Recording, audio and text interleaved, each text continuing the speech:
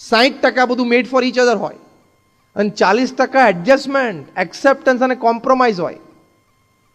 કેવું આગળ 2-4 જણા બેઠા છે ને,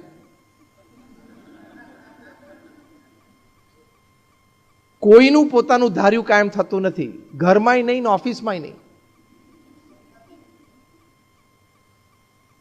તારામાં બહુ વિલ પાવર હોય ને તો એક દિવસ તારા શેડ્યુલ પ્રમાણે તો દિવસ જીવી બતાવો.